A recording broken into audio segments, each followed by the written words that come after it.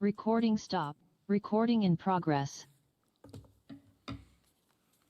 We'll go ahead and bring the January 5th, 2023 Board of Adjustment meeting to order. Madam Secretary, can we please determine a quorum? Clay Thomas, Here. Don Christensen, Here. Rob Pierce, Here. Brad Stanley, Here. Kathy Julian. Here. We have a quorum. Thank you. We'll stand for the Pledge of Allegiance, please. I pledge allegiance to the flag of the United States of America and to the republic for which it stands, one nation, under God, indivisible, liberty and justice for all.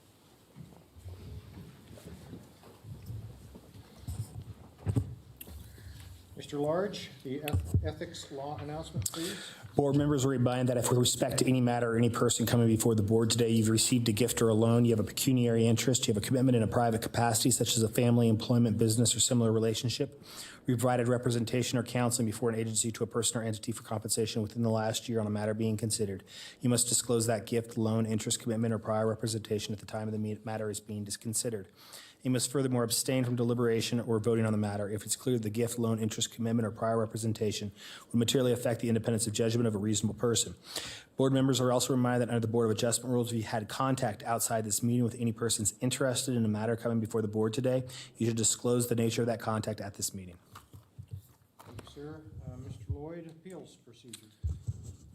Most decisions rendered by the Board of Adjustment are appealable to the Board of County Commissioners. If you disagree with the decision of the Board of Adjustment and you qualify as an aggrieved person or party, you may appeal in writing within 10 calendar days from the date that the decision being appealed is reduced to writing, filed with the Secretary of the Board of Adjustment, and mailed to the original applicant in the proceeding being appealed in accordance with Washoe County Code.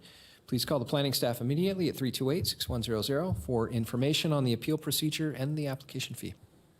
Thank you, sir. Next, we'll move on to public comment. Comments heard under this item will be limited to 3 minutes per person and may pertain to matters both on and off the agenda. However, action may not be taken on any matter raised during this public comment period until this matter is specifically listed on the agenda as an action item. Comments are to be made to the Board of Adjustment as a whole. Staff, do we have anybody that's wishing to speak? I have no public comment in chambers. And there are no hands raised via Zoom. Thank you very much. Next is approval of the January 5th, 2023 agenda. First of all, is there any discussion on this item? Seeing none, I'll entertain a motion. This is Rob for the record, so moved. Thank you. Second. Mr. Stanley, thank you. All in favor? Aye. Aye. Minutes are approved unanimously. Moving on to the approve of the December 1st, 2022 draft minutes. Is there any discussion on this matter from the board members? No. Seeing none, thank you very much. I'll entertain a motion. I so move. Thank you, Mr. Stanley. Second. Second by Rob. Thank you, Mr. Pierce. All in favor? Aye. Aye. Motion carries unanimously. Next item on the agenda is administrative permit case number WADMIN 22-0025, the Ormat geothermal exploration. And I believe we have Mitch up for us. All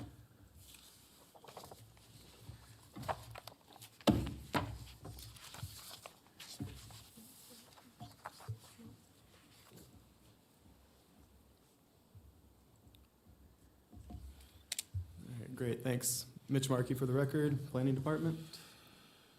I'm here to introduce WADMIN 22-0025 Ormat geothermal exploration.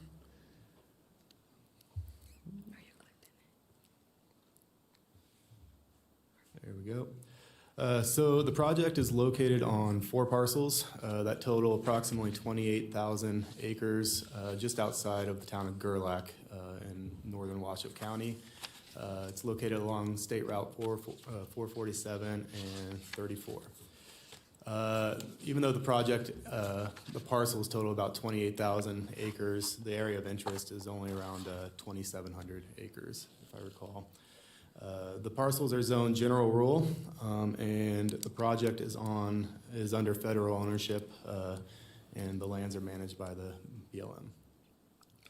So the request is for an administrative permit for the construction and drilling of up to 13 geothermal test wells. The construction includes the grading of well pads, the improvements to an existing access road, and the construction of an additional access road. You can see on the right, there's the location of the 13 proposed pads. On the lower left-hand corner, there's kind of a thick red line.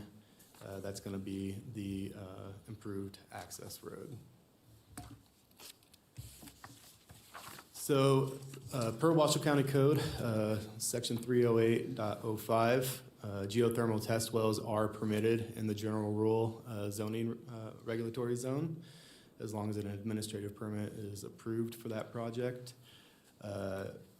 Test wells consist of all access roads, surface equipment, facilities, pipeline, as well as the grading involved for the project.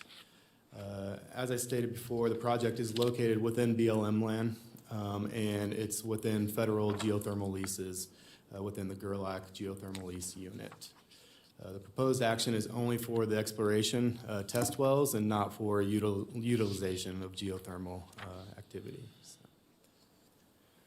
So the operations, the well pads proposed will be about 2 acres per pad. Each pad will be modified on site-specific characteristics. Pad preparation includes vegetation clearing, grading, inclusion of drainage for stormwater runoff, as well as the installation of a reserve pit to store any mud or debris related to the drilling of the test wells. The wells are going to be drilled one at a time, and the information collected during that process is going to guide where the next wells are going to be located throughout the process.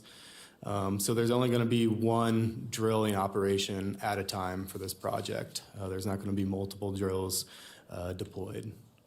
The well depths are going to range from 1,500 to 7,500 feet, and the downhole position of the well will not be extended outside of the geothermal lease area.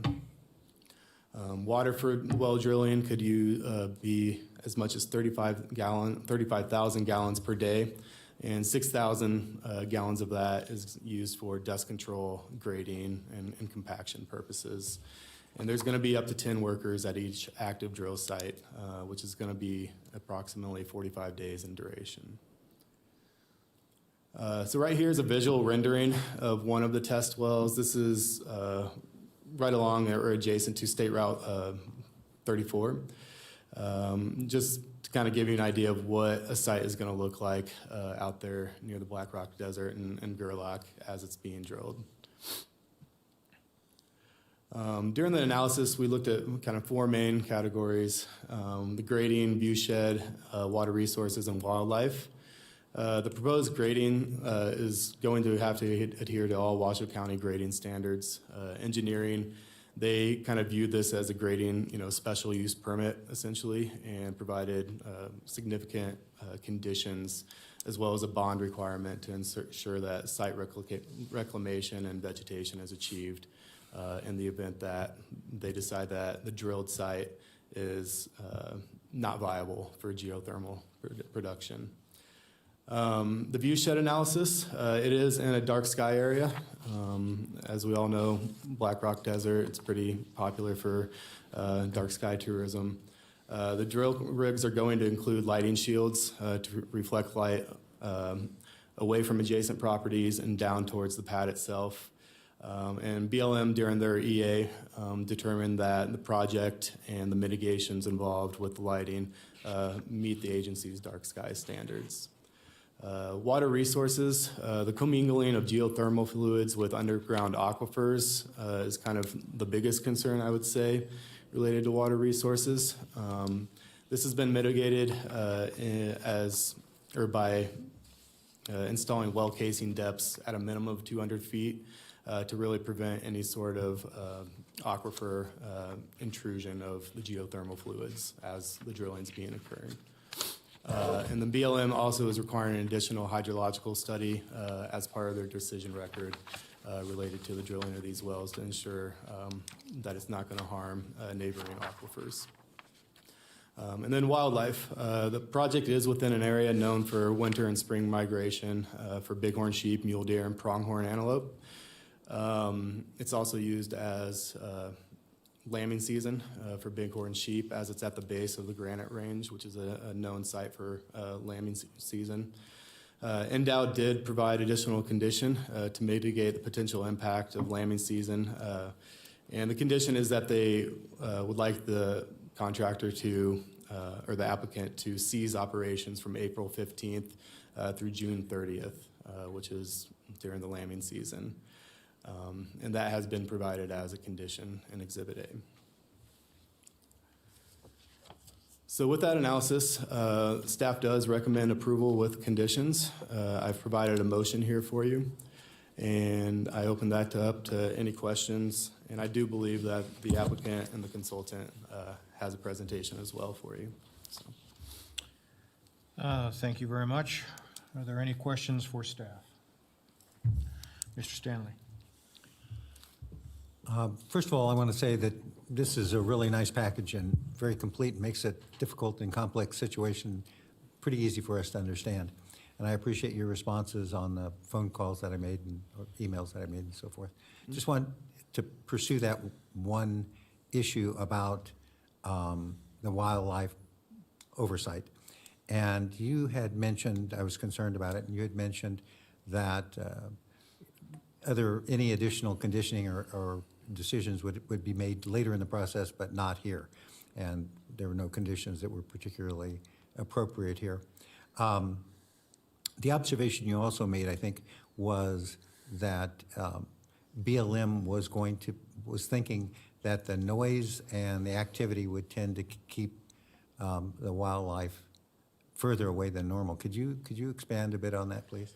Yeah, I mean, so as part as Mitch Markey, as part of their analysis, I think with relation to the wildlife issues and specifically migratory animals like bighorn sheep and pronghorn and mule deer, the BLM had stated in their EA that due to lambing season for bighorn sheep coinciding with cattle trailing season, as well as sheep trailing season up in that area, combined with the noise of construction activities and the general traffic on State Route 447 and 34, that has a similar effect to keeping the wildlife out of that project area. And so they're saying that, you know, essentially the disturbance is already there, and the addition of kind of construction activities related to the drilling of these test wells doesn't really exceed the existing disturbance, you know, due to those activities. So, Thank you. yeah. Mitch, great presentation. Thank you very much. Sure. Is this going to affect Burning Man in any way that you're aware of? To my knowledge, no. I know the representatives of them were heavily involved in the EA process and made significant comments related to that. In terms of the actual festival and that activity, I don't believe there would be any impact to that, aside from maybe some of the lighting issues that I kind of expressed. You know, from the Black Rock Desert, you might be able to see, you know, the lighting of a drill rig, you know, off the horizon or something like that. So. All right, thank you. That was all my questions. Thank you. Mr. Chair, I have a Mr. question. Christensen. Thank you. Again, Mitch, thank you for your thorough presentation. I understand, of course, this board understands that this is a conditional, or not a conditional, excuse me, a administrative permit, and it is an exploratory function of ORMAT's operation. Ultimately, if this proved to be satisfactory to all concerned, what would be the nature of a more permanent installation?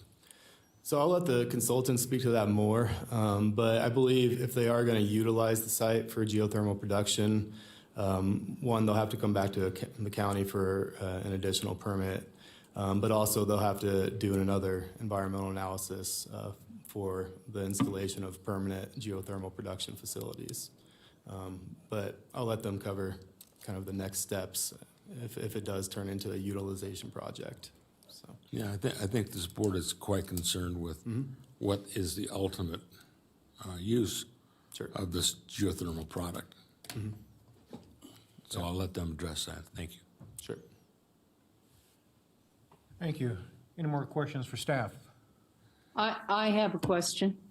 Go ahead, please. Hi, thank you, Mitch. On the lighting, can you tell me how many lights per pad and I take it, are the lights operational only when that particular pad is drilling? Or are there lights continuously on other pads? So the lights will only be on the pad that is undergoing construction and drilling. In terms of the number of lights, I do not know. I'd want to defer to the consultants for that question. So. Okay, it'd be interesting to know the number of lights per pad. Second query is on the condition regarding the wildlife. I think it can be made more clear that the timing, the seasonal timing applies for both construction and drilling operation. It makes it sound like everything is construction, but I'm having some difficulty differentiating between construction, putting the rig in place, and then the operation of the test drill. So I think it would be helpful to make that very clear in the conditions, that it applies to both construction and the operation of the test drill. Thank you. Sure. Yeah, we can definitely add language to cover the drilling of the test well as well. Thank you. Any more questions for staff? Seeing none, thank you. Is the applicant present and wish to speak on this matter?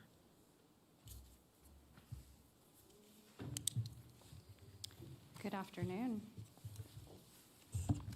Stacy Huggins with Wood Rogers for the record. Oh, you can start it from there. That's okay. So anyway, sorry, Stacy Huggins with Wood Rogers for the record, representing the applicant Ormat. Mitch did a great job summarizing the project. I have just a couple things. Whoops, no, I skipped over my first slide. Just a couple of things I want to just touch on very quickly for you all. Here you can see, again, just kind of where the project is. The map on the top shows the entire of all the parcels, and then the map on the lower right-hand corner, the black line defines the area of interest where the actual well pads are located. So there was maybe a brief mention of the BLM environmental assessment. Ormat worked with BLM for almost 2 years in order to get this EA approved and finalized. BLM issued their final environmental assessment, a decision record, and the findings of no significant impact on October 21st, 2020. And there are several mitigations that are included in that that Ormat will have to meet as part of this exploration project. As Mitch indicated, the administrative permit is for development of exploration wells. We are looking for approval for up to 13 wells, and that would be the 13 wells you see circled on the map there on the right. All of the wells to the south of Highway 447, with the exception of one well, were excluded by BLM for cultural reasons or environmental reasons. So those are not part of the request moving forward. Mitch talked about the well pads. Again, each well pad is approximately 2.1 acres, and that's because the drill rig itself is fairly sizable. The drill rig is approximately 170 feet in height, so it needs quite a bit of space.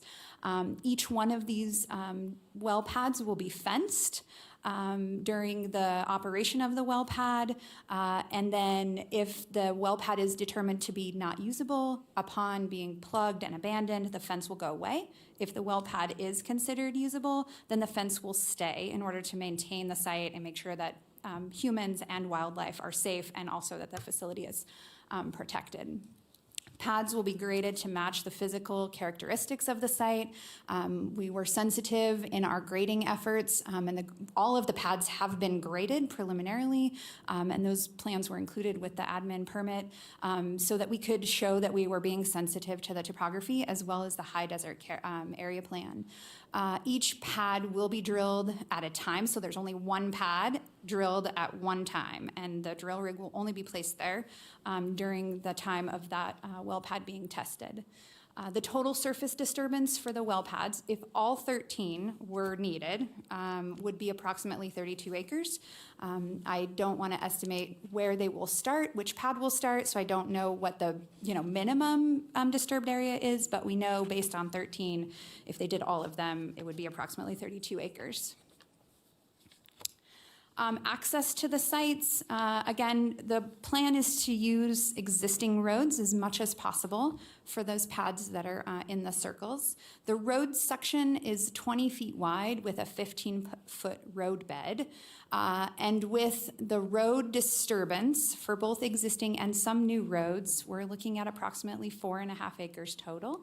And we will utilize native materials from the pad grading to construct those roads. And then once the wells have been used or drilling and testing is complete on a well, again, it will be plugged and abandoned if it's not going to be utilized in the future. And if that happens, those pads will be recontoured so that they blend back into the topography. We don't want them to stand out after we're not using them anymore. These are really a temporary nature.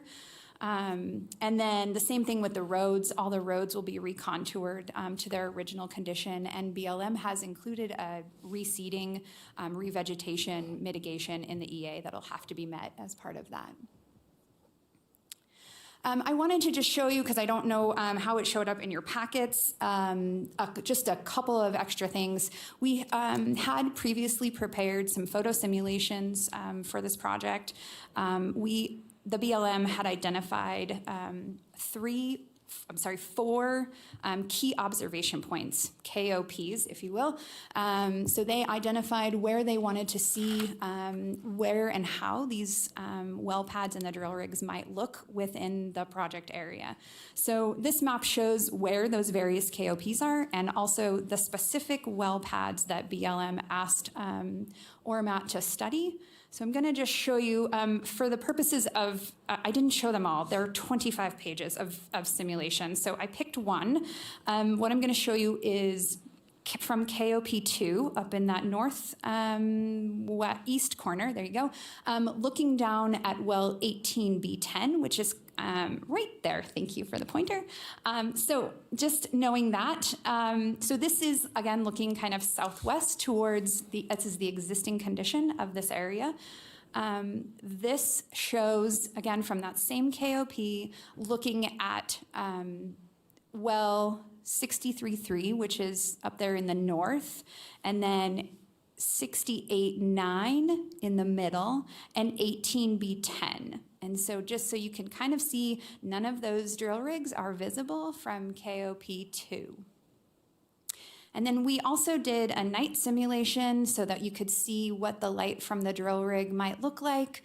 And so for this particular picture, again, this is from KOP2, looking at well 18B10, primarily because it's the one closest to Gerlach. And so I wanted to be able to show the light from the drill rig is significantly less than that of the lights in Gerlach today. This picture was taken last year, so it's a fairly current photograph. So that concludes my presentation. I do want to say we agree with staff's recommendation, and we think they did a great job on the staff report. But I do want to say we are in objection to condition 7 regarding the Endow lambing season and the time frame for that.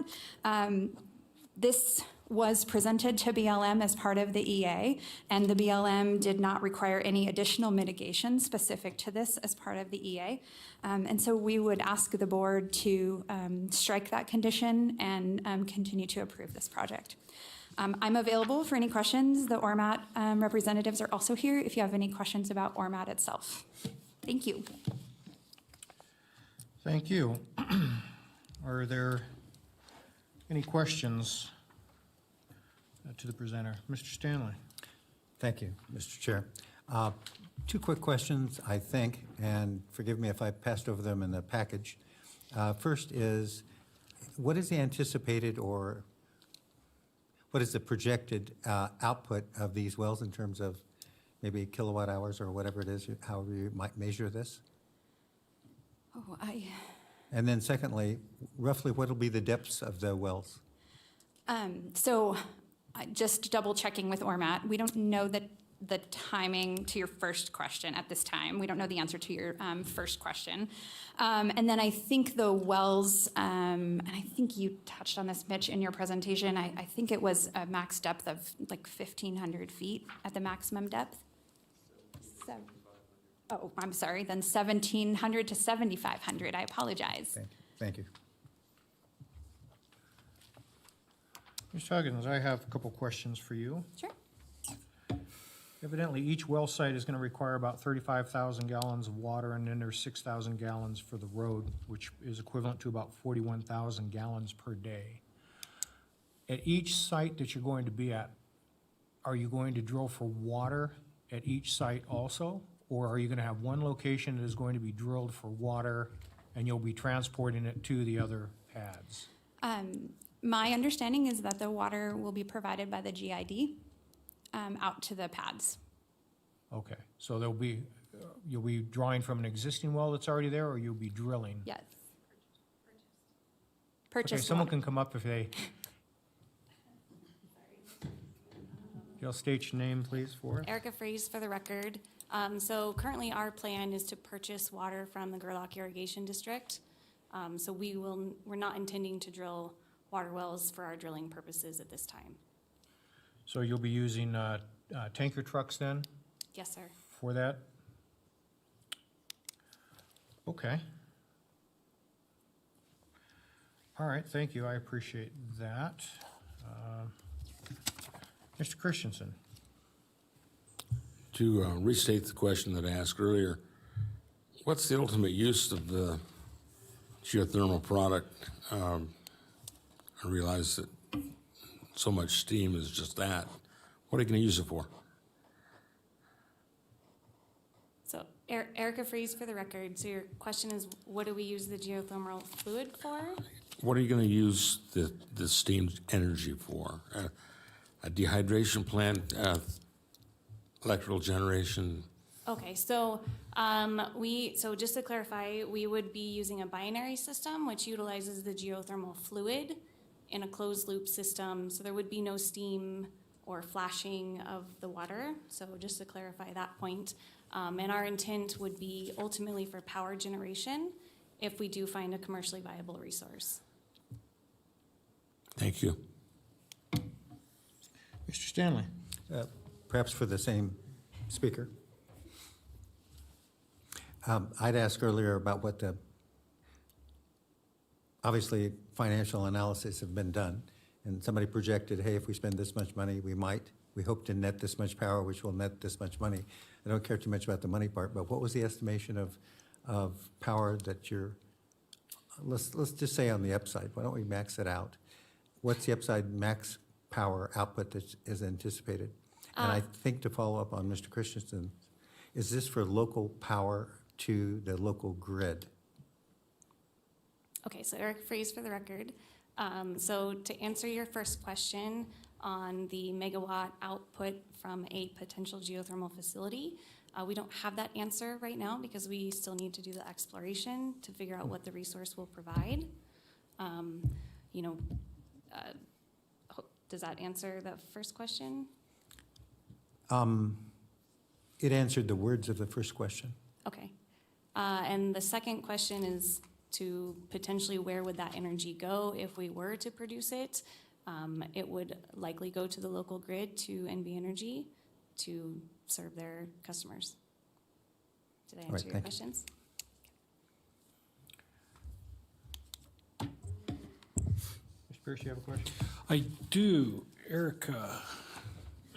So Stacy said that you guys are in objection to condition number 7. Department of Wildlife specifically is requesting this. Is there some way we can work around this? I mean, what do you guys suggest? Okay, Erica Freeze for the record. I don't know if I have to state that every time or not, but so the way we view it is that we have been through the process with BLM, and INDOW was a cooperating agency during the environmental analysis of the project, and the federal agency did not see that our potential impacts from drilling would have an impact to wildlife that would require additional mitigation beyond our applicant committed measures. So for instance, that's like a rock muffler on the drilling rig to reduce the noise from venting. So I've had a conversation with INDOW about this condition, and they don't have specifics on decibel levels or distance that they can provide to me. So their opinion is that we might have impacts to lambing bighorn sheep, but they can't tell me what is the decibel level that would actually do that, or how close or how far we would need to be away from them. So I don't have much to go on other than if you look at their habitat map, the project and the drilling sites are outside of bighorn sheep habitat. We're not in or within the habitat that is mapped by INDOW. Okay, I don't know if that totally answers your questions, but that's kind of our view of it. not totally. So is this a make it or break it on this decision? I mean, It makes it very difficult for us, and I'll just explain that in addition to this blackout period, which is about 6 weeks, we also have restrictions imposed on us from Fish and Wildlife due to proximity to golden eagle nesting habitat that runs from December 15th to April 15th, as long as there's no occupied nests. So that leaves us about a 5-month window within which we could construct all but one well. okay. Okay. Wow. Put us in a tough situation. I'm sorry. Yeah. Mitch, do you have anything to add to that? I mean, in your conversations or anything with them? Mitch Markey, Planning Department for the record. I don't have a whole lot to add. I mean, it is technically true that these wells are outside of the habitat, but I mean, as we all know, sound does travel across boundaries and habitat lines. So I think that's something to keep in mind. But really, ultimately, this, condition is, up to the board's discretion. The area plan, the high desert area plan, has a policy in there that required me to reach out to INDOW and take into consideration wildlife habitat when making these decisions. And so this is the condition they provided me and that I brought to you. So that's kind of. From a planning standpoint, if this was removed, would it create a hardship or any kind of issues from your standing point? I mean, I'm not a wildlife biologist, so I don't want to speak on their end. From the planning standpoint, the use is permitted, in that area for general rule. And so from a strictly planning perspective and zoning perspective and the use, that's permitted via admin permit. And so we wouldn't have any issues. But again, I can't speak, for a wildlife biologist. Okay, So. all right. Thank you. Mr. Stanley. When we spoke on the phone, or when we did email exchanges, as I recall, I asked because I wanted more opportunity for INDOW to have input than was currently here. And you mentioned that they were, and it says in the package also that they were understaffed really to be able to do, not properly staffed to do the kind of policing that might be required, but adequate amount. And where I'm going with this, though, is didn't I also understand that INDOW and a Nevada agency was in touch with the BLM federal agency and that they had discussed this condition? Yeah, my understanding is that INDOW did approach the BLM with this condition and with their concerns related to the lambing season. I think Erica or one of them echoed that as well earlier on. I think their main concern was they also had brought up winter migration of pronghorn and mule deer in that area, and they had said that, you know, that's a concern of theirs, but yeah, they don't have the manpower to, you know, go up there and see if those animals are congregating in the area during construction activities, so they weren't going to pursue that. So in terms of the calendar, the main concern was the lambing season, which was identified as, what, a 2-month period or something? Yeah, 6 weeks, I believe. Yeah, All right, thank you. thanks. And then, Mitch, this is Rob again. What is the total time frame from start to finish of this? Of the whole project? Well, no, just what we're approving today, the admin permit. I mean, to go in and explore the wells, what is time frame? I would default to secretary for that. Is that a year from approval? I don't exactly know. The time starts from the approval by Washoe County. So, for example, if it got appealed, it would be the final date that the county took action. That would start the time, and typically it's 2 years to complete all construction and activities. But in good faith, are we looking at one summer, one winter, or are we looking at multiple years? Maybe Erica can I'll answer bring that. that over to them. Yep. I mean, how long are we looking at? So Erica Freeze for the record. So your question is how long does it take for us to do the exploration drilling? How long, let's say we approve this with the wildlife thing left out, how long are we looking at that this is going to take so it doesn't disturb the wildlife again? So I mean, is it going to be one summer, one lambing season, or is it going to be multiple? So we don't have all the other approvals we need to do anything during this Right. lambing season. So through June 30th this year, nothing would happen anyways. Oh, okay. So this one's, protected, or however you want to Okay. think about that. So with the duration of the permit, there's probably one more on there, and so we would be, hopefully drilling So next. one lambing season, basically, right? And then after that, it would be something else? Yeah, Okay. we'd have to be back here for. Right, okay. Yep. Okay, I understand, thank you. Ms. Freeze, can you come back up to the podium, please? I have a question or two for you, Sure thing. or Ms. Huggins, either one. On average, how long does it take to drill one well? So on average is 45 days. 45 days. Mm-hmm. And that doesn't include the clearing of the pads or anything else, you're getting the roads in yet or anything like that? Correct. So it'd be the 45 days per se, plus the infrastructure, and then you're going to be drilling 13 potential wells. Potentially up to 13. Okay. Now, best case scenario, would that be that all 13 wells are good, or what you would want? I So mean, that is would be what you- worst case scenario. Best case scenario would be you drill, let me back the question up. Is there a limited number of wells that you need below the number of 13 that you would operate with if you hit, and I'm making a number up, if you hit 5 wells that were good, would you stop there, or would you continue to look to try and actually activate all 13 wells and locations? Okay, so I'll try and explain this, and I think I should answer your question. So we need 3 wells to be able to test the resource. So we need to have one that we can produce out of, one that we can inject into, and then one to monitor. So that's our minimum to be able to do a test of the viability of the resource. So we need a minimum of 3.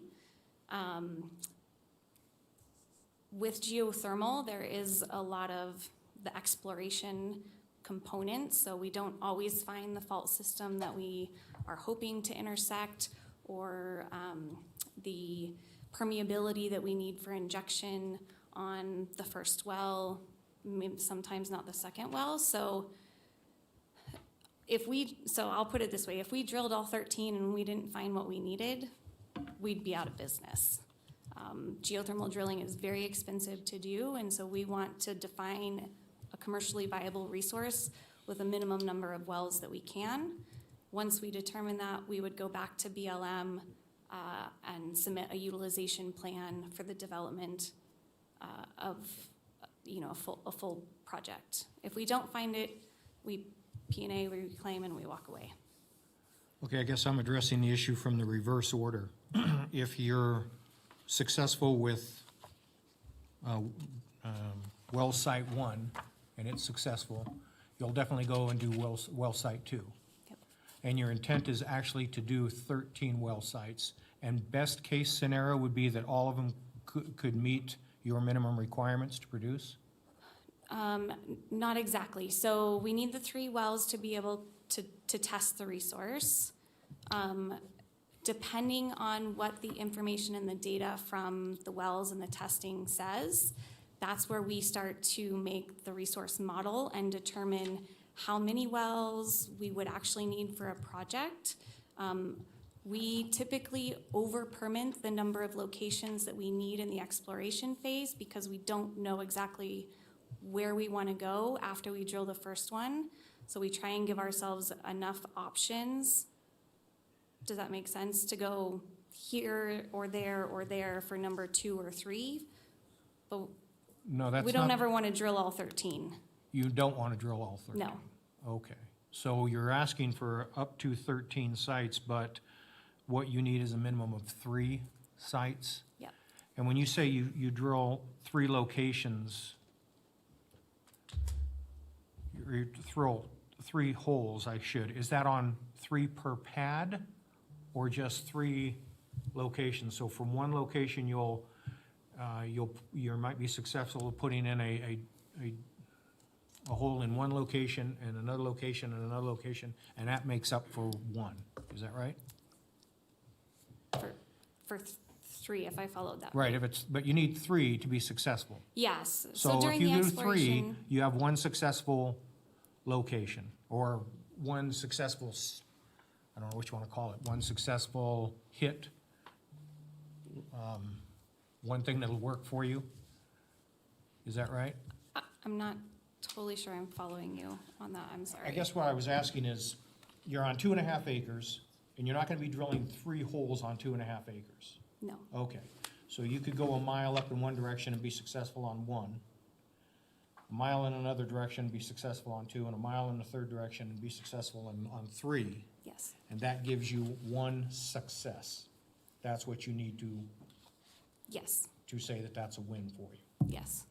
Okay. If the testing showed that worked. Right, exactly. I mean, Yes. there's more variables. I was just trying to get an idea of how far you have to go and how much you have to go. So if you are successful and you actually drill, there is a possibility you could have 13 pads that are successful, right?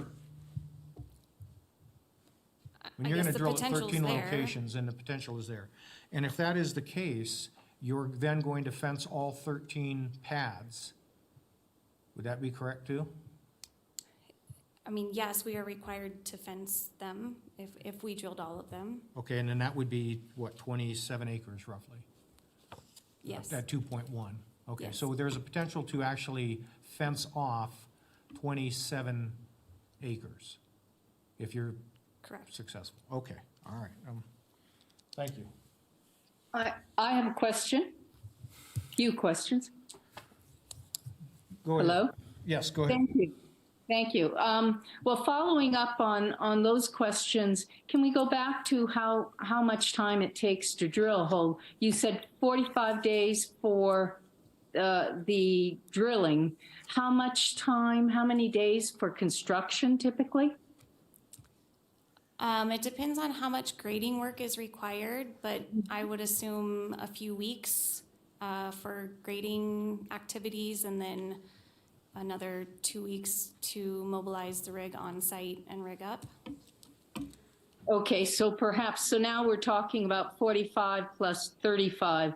So that's about 80 days per drill site, per pad. Okay, so, and if we're talking about, as you don't want to go there to 13, obviously, but 3 times 80 would give you 240 days for 1 successful 3-pad test, and multiply that out if you need to do more. Okay, thank you for that. The second question, there was an interesting slide of Gerlach and the lights shown, and it was pointed out that one bright light was the drilling rig. there were other lights along in that picture where with the drilling rig. Was that Gerlach lit up, or were you just simulating other drilling rig lights? For the record, Stacy Huggins, Madam Secretary, could you pull up my presentation real quick? And I'll just show that slide one more time. Yeah, thanks. And by the way, I do have all of the simulations that were prepared for the visual analysis from any of the other KOPs if you're interested in seeing them. Okay, so I'm talking about those lights to the left and right of well 8.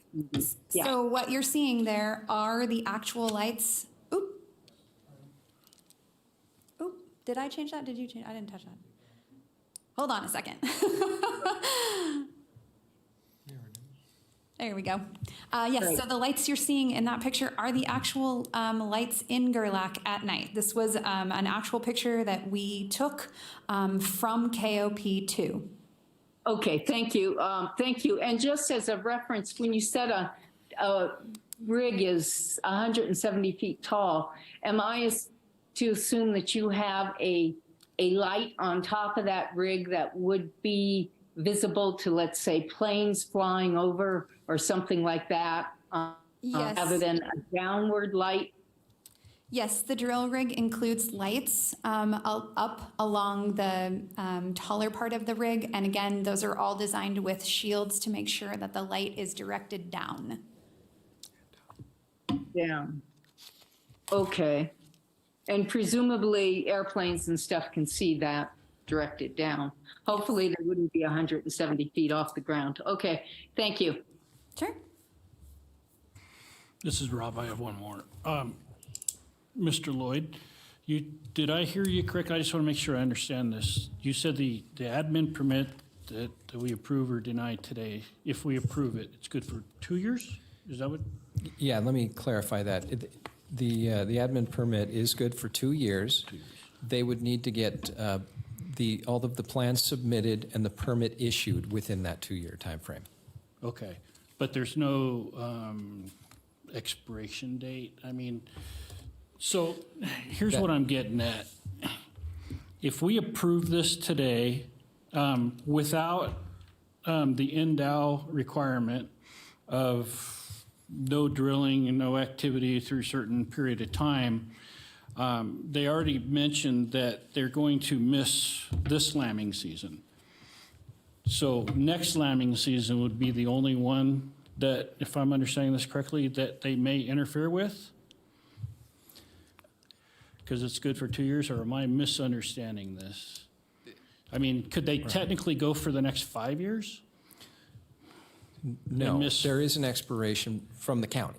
Okay. And that happens to take place with the issuance of the permit itself, the construction permit. They're good, I believe, for 1 year. I think they can get a one-time extension, but that's it. Then they would, if that time expires, they would have to come back to the board for another administrative permit approval. Okay. Erica, one question. If we do leave this condition 7 out, do you think that you guys can do what you need to do? Obviously, you said you're going to miss this year's lambing season. You're not even going to be able to start. But can you get it done before the end? Or if we take this condition out, so then you've got next year, the full year to do your stuff. Can you be done with what you need to do before the following lambing season? Do you think? It's highly possible. Okay. I won't speak for my drilling team, but I think we could probably get it done. Okay. Would you be okay if we put a condition in there that 2 years down the road, you have to honor the Department of Wildlife's request? Sure, that'd be amenable. Okay. All right. Thank you. Thank you. Mr. Chair? Yes, Mr. Stanley? Yes, I have a question for Mr. Lloyd, I think. Traditionally, we vote on what's on the paper, and our usual issue is adding conditions and subtracting them. Can you tell me from one of the sources where we we request conditioning. Can you tell me what the actual physical process would be? As you could probably tell, I was prepared to, I understood the proposal as presented, and we're being asked to modify that. If we decline to modify it, does that mean that the applicant will need to go back and revisit their thinking and so forth? What's the process there, please? So in the event that you approve the request with the conditions As as stated, currently yes. stated, the applicant would have an opportunity to appeal. They can appeal the whole thing or certain conditions. They can appeal that decision directly to the county commission. In addition to that, and I am familiar with that process, we've had it happen, but can they also, instead of appealing, would they also have the option of revising their proposal and coming back? That's always an option, yes. All right, thank you. I'm done. Thank you. Are there any more questions for the applicant? Seeing none, thank you very much. We'll go ahead and close that. We'll now ask staff if there are any public that wish to speak on this matter. I have no hands raised via Zoom. There's no public comment in chambers. Thank you very much. We'll go ahead and close public comment, bring it back to the board for discussion.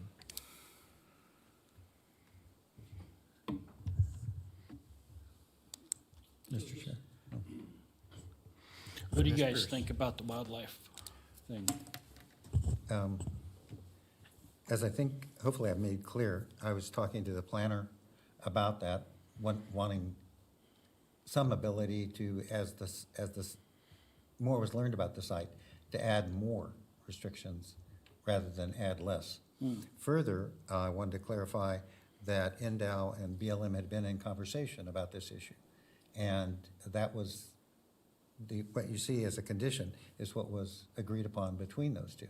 And the output is the condition that we see here on the proposal in front of us. Mr. Stanley, for Michael Large from the District Attorney's Office, for the record, that's not correct.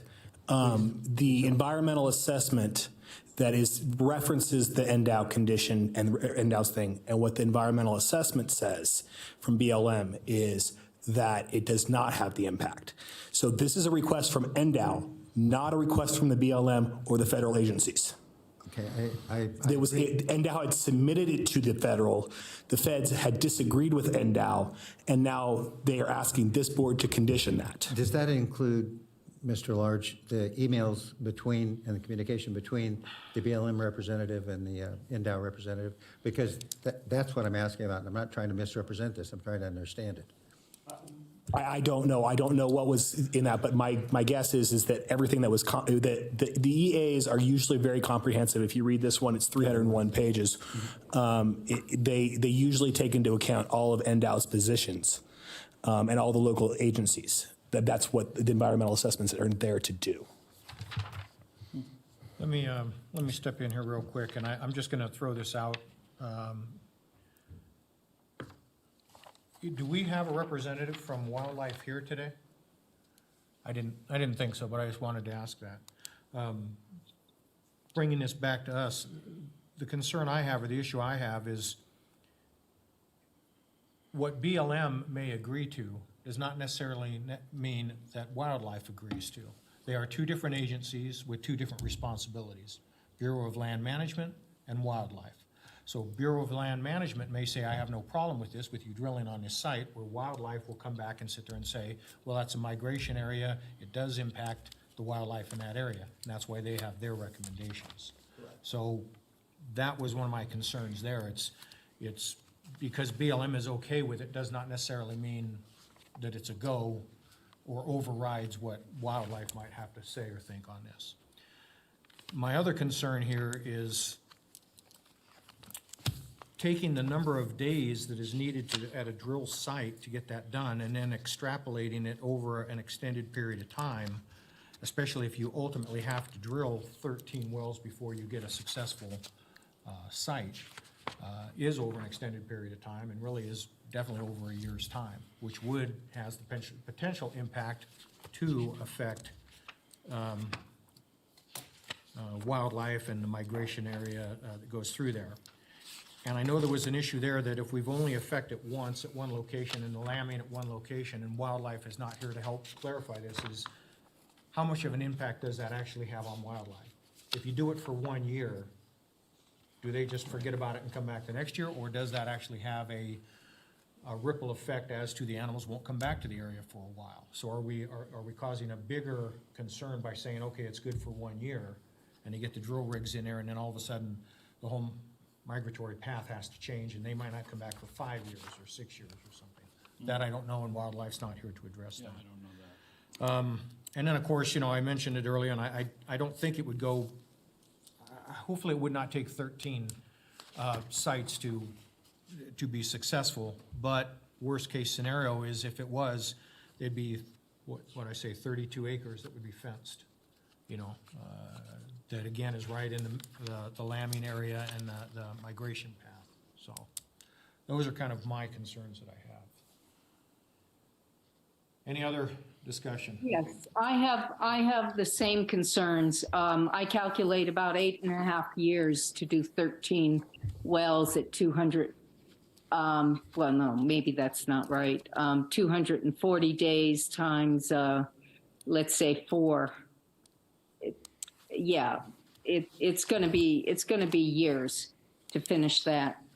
Secondly, it sets a precedent. So I would highly doubt that agencies would go back or boards would go back and make things stricter as time goes on. I think, in fact, it would probably be making things less strict as time goes on.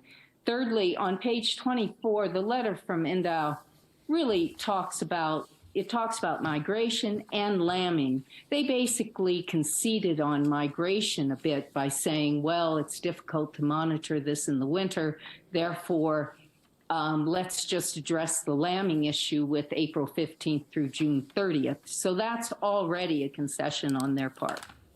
So I would be very much opposed to removing the requirement for the seasonality. And in fact, I would change the wording on that condition to make sure that you include both construction and drilling. Right now, it sounds like it's only pertaining to construction, parentheses, construction and drilling, or et cetera.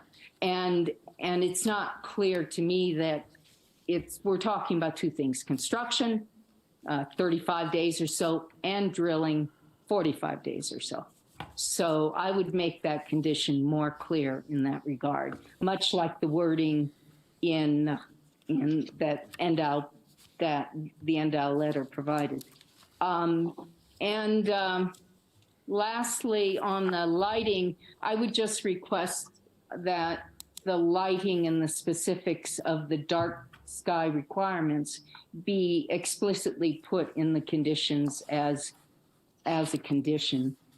So essentially make the discussion of lighting on page 5 of the staff report, include that as a condition in the document as well.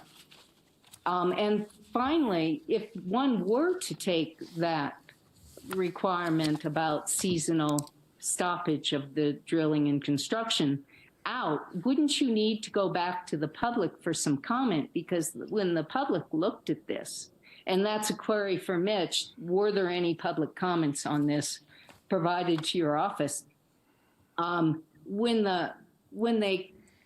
When that changes, that does change what the public is reviewing in terms of this documentation. So it would seem to me that the public would need to be given an opportunity to opine.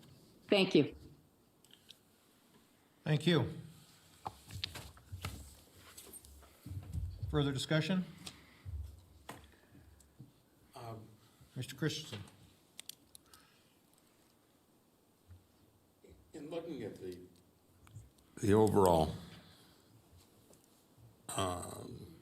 scope of the project versus the overall impact that is potential, as illustrated in page 31, I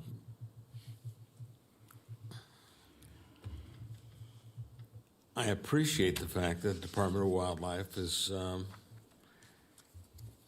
concerned. But I think we're getting more of an impact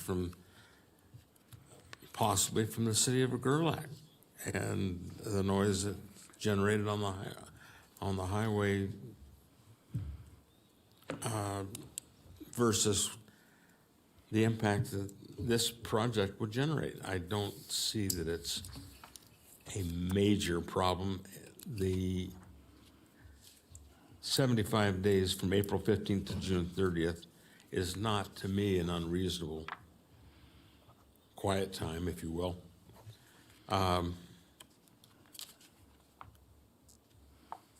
The applicant has recourse if we approve this with number 7 condition applying, and they have a really substantial recourse. They take it to rewrite this thing or take it to the commission, and I think that we need to approve this particular application as it is conditioned. Again, I'm not a wildlife biologist, but I'm looking at this graphic, and I don't see the problem. 75 days doesn't seem like a big deal to me. We've already lost the first one to their ability to get up and running. So to be more concise, I am strongly opposed to amending the conditions as presented, that we need to vote on it with condition number 7 intact. So would you be okay if we made a motion to approve everything with a modified condition 7 to start in 2025 and beyond? So if they've already lost this year, and they said it's a make it or break it on their end. So they're only going to lose one lambing season. And being a hunter myself, one lambing season may not, I'm not a professional, don't get me wrong, but it may not affect things in the long term. But if we go more than one, then there's a strong possibility in my experience that it may affect the wildlife. So I'd be ready to make a motion that for this year and for next, they're given the green light, because they've already lost this year. They're not going to be able to get out there, so that's one. So and they may be done before 24. They may be, who knows?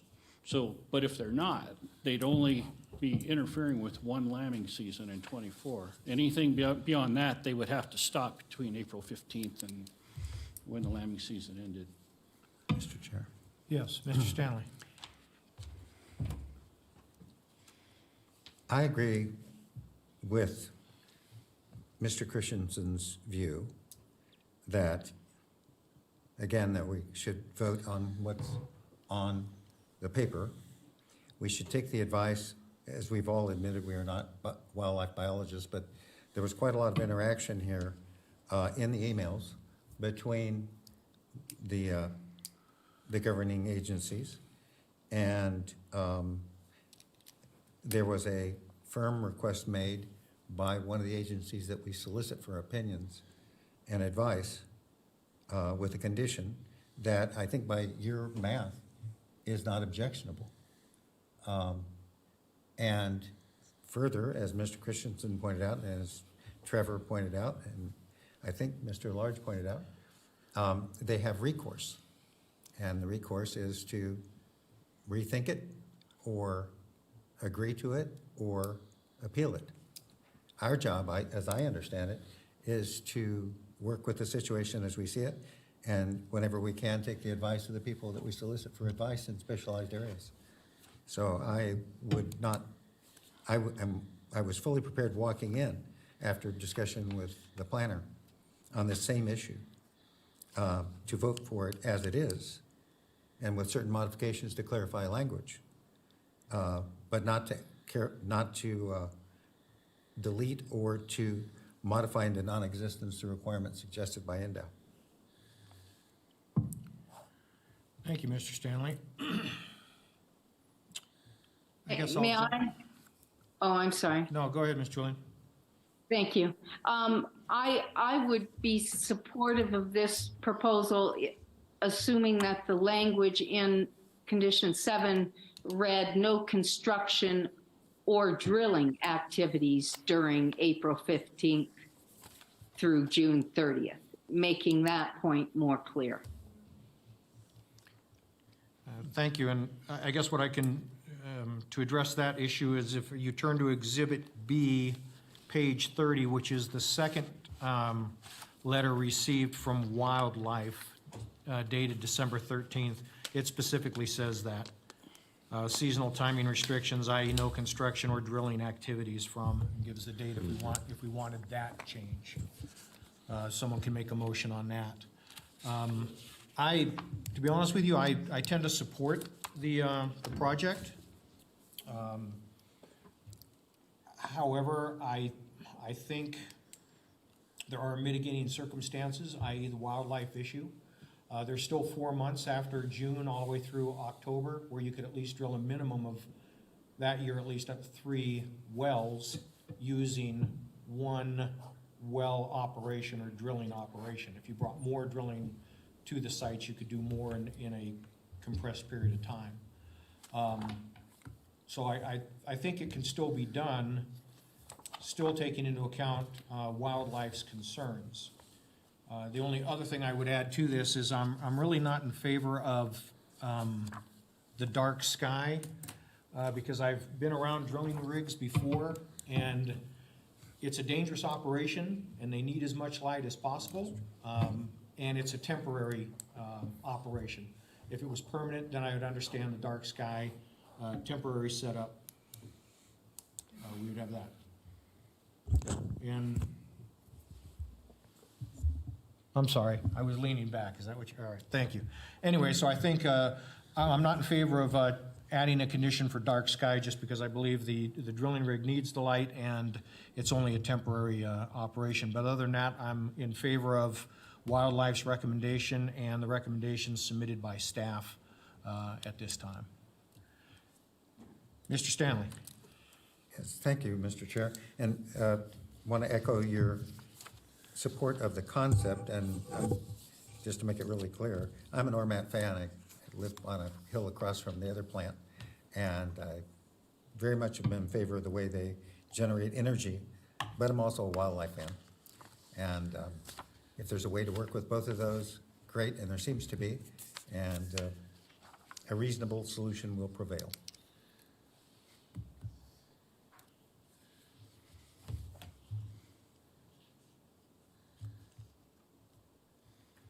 Any other further discussion?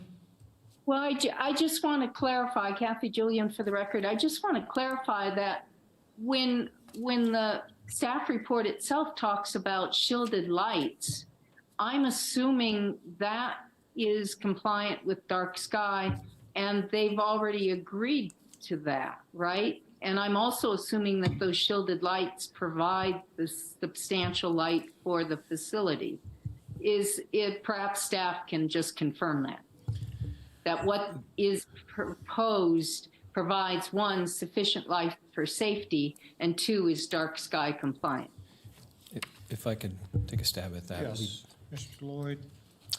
Code does require that lighting be covered, be shielded, and be down shielded so that it doesn't extend over property lines. I don't know if it's necessary, but we could condition a photometric study if there's a concern that light would be extending over property lines. I think in this case though, it's probably so far away from property lines that is likely not an issue. Yeah, thank you very much. Okay. Any further discussion on this matter? Mr. Chair. Mr. Stanley. Do I understand then that we are suggesting a motion that reflects exactly what's on the paper, or am I understanding that we're making a couple of word changes suggested by our Zoom fellow member. We're not making any motion at this time. This is open for discussion. When a motion is made, Yes. then you can add a condition to it or remove a condition. But I think what I've heard, what is before us today is to approve it, to make a motion and approve with modifications as to the wildlife recommendation, or to move forward with the recommendations as received by staff, or move with recommendations made by staff with clarification as to no construction or drilling activities and the possibility of dark sky. Those are three things that we have discussed here Very at the good. board. So with that, I will entertain a motion. Mr. Chairman, I just want to bring up on the condition 7, as written, it says no construction activities, road construction, drilling, et cetera, within that condition. So I'm not sure that what is being proffered there needs to be included in terms of the motion. Thank you. I know there was some concern as to that verbiage, so I just wanted to make sure we were all on the same page with that, but. I'll make the motion. If I can Okay, Ms. find Pulliam? the page. Okay. So I'm looking for my page here. And someone may need to help me with incorporating that language on page 30 from Endow. Motion, I move that after giving reasoned consideration to the information contained in the staff report and information received during the public hearing, the Board of Adjustment approve administrative permit case number WADMIN 22-0025 for ORNI 26 LCC with the conditions included as Exhibit A to this matter, having made all 4 findings with adjustment to condition 7 to read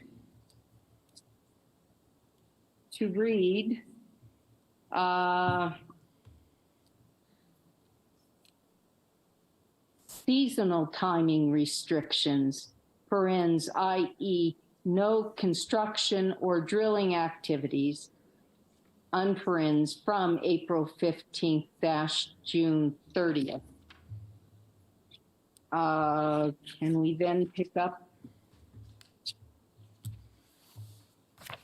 Can we then continue with the verbiage in the condition? And then continuing with the verbiage in the condition. I need clarification.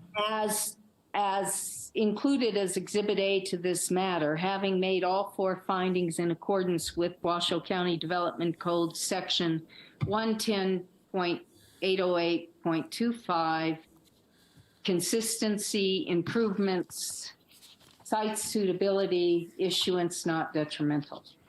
Thank you. Before we have a second, I believe, Ms. Pierce, did you? Yeah, I need clarification on that. Can somebody help me with that? Mr. Lloyd, maybe? Specifically on the condition that was Yeah, the revision? that was- I would seek clarification too. I wasn't sure what changes were really being made. Right now, construction does include road construction and drilling, all construction on the site. Mr.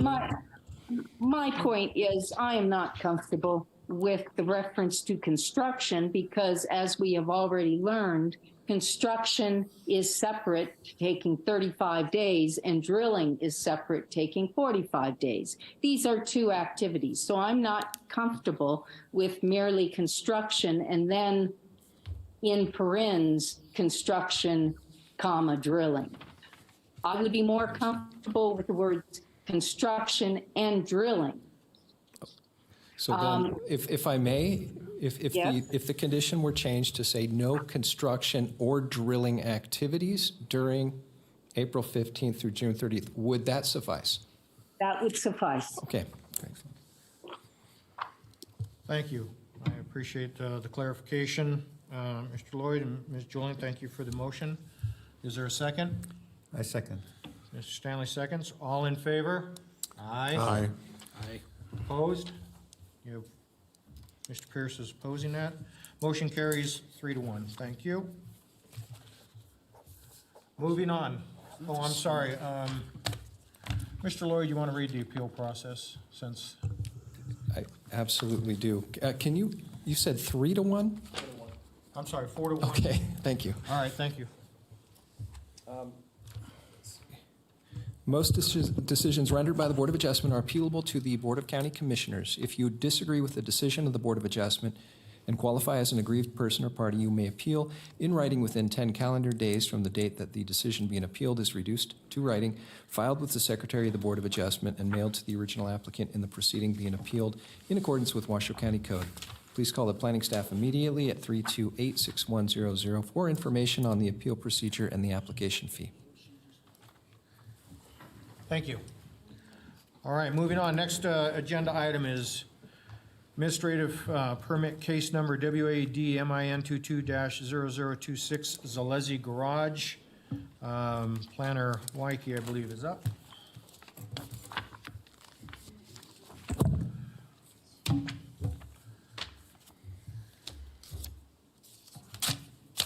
And we do have Ms. Wyke on Zoom. Thank you. Okay.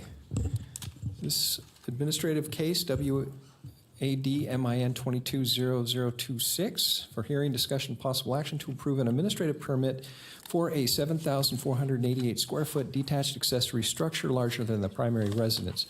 The primary residence is on the parcel, or the primary residence on the parcel is 1,520 square feet with an existing 865 square foot detached garage. And representing Washoe County in this matter via Zoom is Senior Planner Courtney Wyke.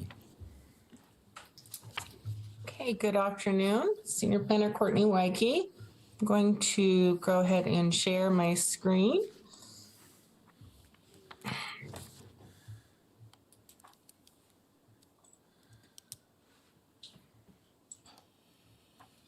hopefully it looks like it's up. Okay, as Mr. Lloyd stated, this is a administrative request for an administrative permit for a detached accessory structure that is larger than the dwelling on the same parcel. Sorry, my screen's, apologize. There we go. The admin permit would be for a roughly 7,000 square foot detached accessory structure, which is larger than the primary residence. The parcel has an existing 1,520 square foot single family residence with a 860 square foot detached garage. The property is located at 395 Zalezi Lane in the Southwest Truckee Meadows area plan and is zoned medium density suburban, which allows for such accessory structures so long as that the overall lot coverage of all buildings does not exceed 50% of the total lot acreage. The subject property is 0.66 acres, which allows up to 14,374 square feet of lot coverage. The addition of the proposed structure would comply with the maximum lot coverage allowed. The subject property is generally flat. The direct adjoining lot to the north is undeveloped. To the west, across Jepson Lane, is a townhome development. In the general vicinity to the north, south, and east are single-family dwellings. Existing and proposed development on the subject parcel is consistent with the development in the surrounding area. As shown on the site plan, the structure is placed 20 feet away from the rear property line and is 8 feet away from the side property lines, meeting the requirements of the MDS regulatory zone. Washoe County Health District did require a condition of approval requiring that the applicant demonstrate that the property has adequate space and meets setbacks for a complete septic system with repair field. The applicant is aware of this condition and may have an update for you today with, or an updated site plan. However, prior to building permit approval, this condition of approval will be assured and met and reviewed by the Environmental Health District or the Health District. The proposed structure will not include any plumbing. There will be limited outdoor lighting. No formal landscaping is proposed, which is not required by the Washoe County Development Code. And the proposed structure is consistent with all relevant regulations and plans. The proposed garage is 26 feet in height and is a prefabricated metal building, which is within the maximum height allowance. The proposed structure will be required to have the metal siding painted similar to the residence as required as condition 1F. Additionally, the roof is required to be non-reflective, required as condition 1G. For the property owner noticing, there was 95 properties notified. We received no comments from the public. Only 2 agencies provided conditions of approval. One I have already mentioned regarding the demonstration of the setbacks for the health district. The other being the standard Truckee Meadows Fire Protection District condition that we apply to all projects. Staff does believe all required findings for approval can be made, and I have provided a motion for your consideration. With that, that concludes my presentation, and I am available for any questions. Thank you very much. Is there any questions for staff? Seeing none, thank you very much. I'm sorry, I do have a question. Okay, go ahead, Mr. Lynn. Yeah, thank you. Can you, at 26 feet high, is that the size of like a 2-story building or a 3-story building? No, that is a typical 1-story building. And this is 1 story. And meets the maximum required setback.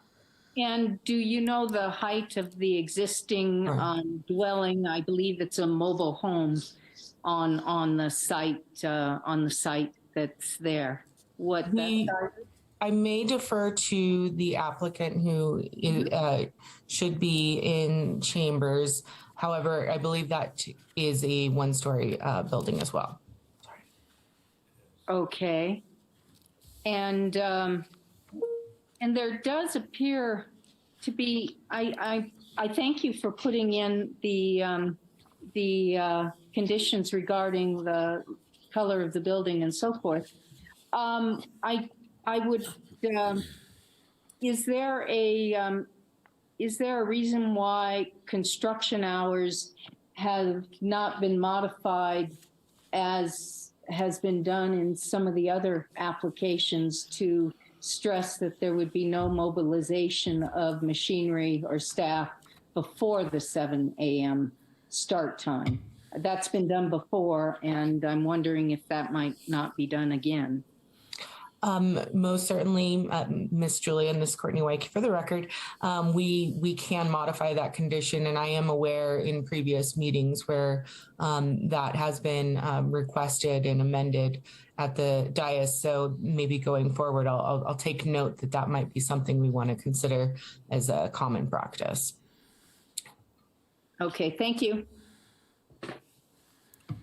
Thank you. Any further questions? Seeing none, thank you very much, and we'll move on. Is the applicant present and wish to speak on this matter? Yes. Thank you. Hi, my name is Lisa Nash. I'm with Christie Corp, representing the applicant. And I don't have a presentation for you because Courtney covered it so well, and it's a rather simple application. I do want to say we have no objection to the conditions. The septic field is in the front of the house, over 100 feet away from the existing, or for the proposed building. And it is our understanding that if there's anything wrong with the septic, it's from the 60s, so it's a very old system.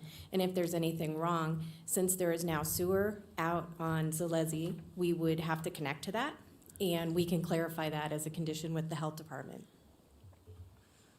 Thank you. Are there any questions for this individual? Mr. Christensen. I have one question. Don Christensen for the record. Am I getting out there? You are now.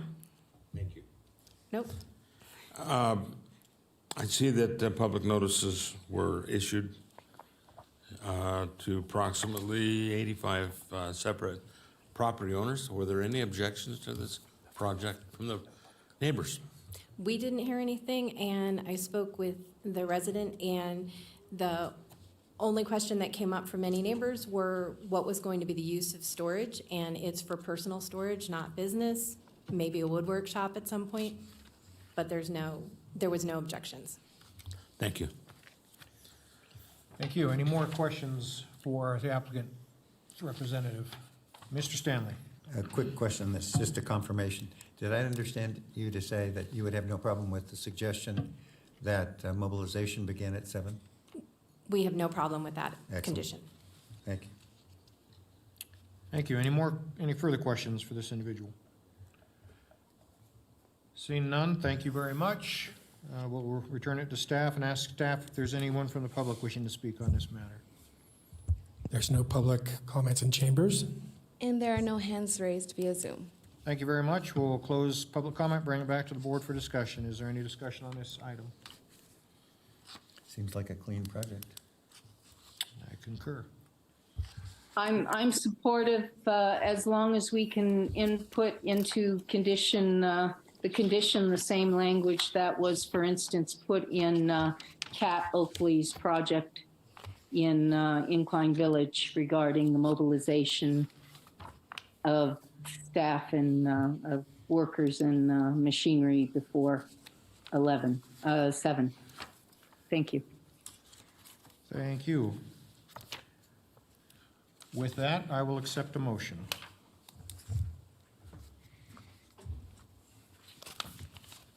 Mr. Chair, I'll make the motion if someone, hopefully Mr. Lloyd, for an example, will address the mobilization timing difference. Yes. 1 second. I was looking for the verbiage. I didn't find it, but and to Board Member Julian's point, we'll look at this and we will change our template to include that language on future projects that come down the pike. Thank you very much. Mr. Lloyd, not to beat a dead horse, but I believe that is boilerplate standard language for Washoe County right now, as it is in the conditions, correct? The way it's written in the condition is our boilerplate. Yes, so that would be on that has been on every project ever since I've been on the board as to the times. and things like Right. that. And now we're going to start modifying that. Sure. And okay, I'll hold off my questions when we get to specific things at the end of the You got it. meeting. Thank you. All right, Mr. Stanley? I move that after giving reasoned consideration to the information contained in the staff report and information received during the public hearing, the Board of Adjustment approve administrative permit case number WADMIN 22-0026 for Longshot Investments, LLC, with the conditions included in Exhibit A to this matter having made all five findings in accordance with Washoe County Development Code Section 110.808.25 and with amendments to time of operation, being mobilization to begin no earlier than 7 o'clock in the morning. Thank you. Is there a second? I'm sorry. I believe under this, we are able to find no issue with consistency, improvement, site suitability, issuance not detrimental, or effects on a military installation. Thank you very much, Mr. Stanley. Is there a second? For the record, Don Christensen, I second that motion. Thank you. All in favor? Aye. Any Aye. opposed? Motion carries unanimously.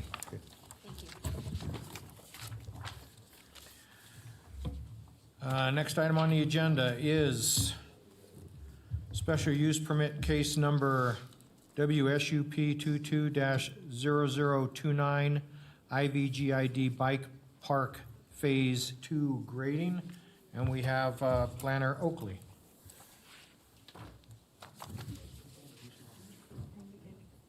Are we out of order? Sorry, let me retract that. We're out of order. I was looking somewhere else.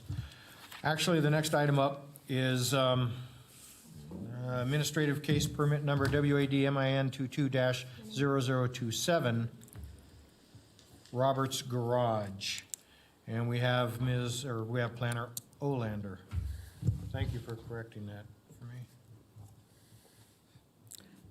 Good afternoon, Julie Olander with Planning and Building. So this is an administrative permit for a garage. I just want to make an adjustment to the size of it. It is 1,146 square feet, which is an increase of 10 square feet from the originally noticed application.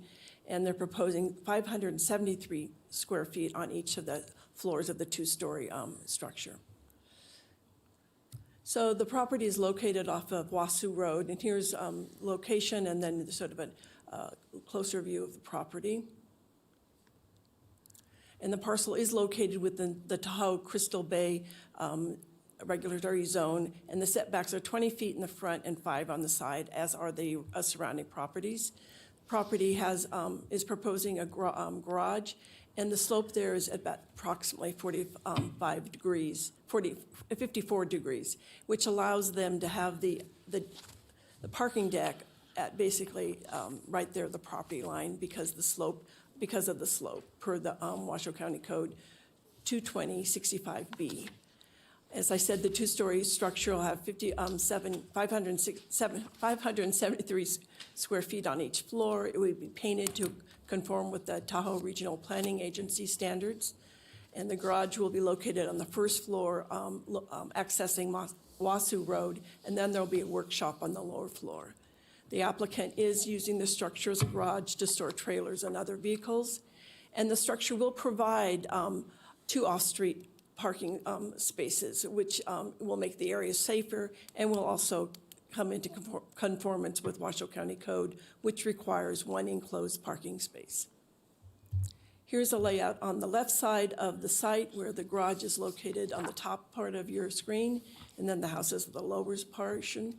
And then on the right, you have the elevation showing where the garage is off of Wasu, where the truck is, and then lower down is where the storage area or the shop will be located. Excuse me. And then this is a floor plan. You can see, excuse me, where the cars will be located, and then also, I'm still not, sorry. Then down below is where the workshop is. And then I just want to point out that there was a change in the square footage. It went from, I think it was originally posted at 29 square feet. Now the applicant has brought in, adjusted at 23 feet and 6 inches. And this is an elevation showing the garage from the various views. Oops. The property was noticed and 500 feet from the property. 41 parcels were noticed. I did not receive any emails or phone calls. Various agencies have reviewed the applications. I believe the only conditions that are approval that are that were provided are from planning. Staff is able to make all the findings, and I provide a possible motion. I believe John Roberts, the property owner and the applicant, is online if you have any questions for him, and I'm available for any other questions. Thank you. Thank you. Is there any questions for Ms. Olander? Yes, I have a question.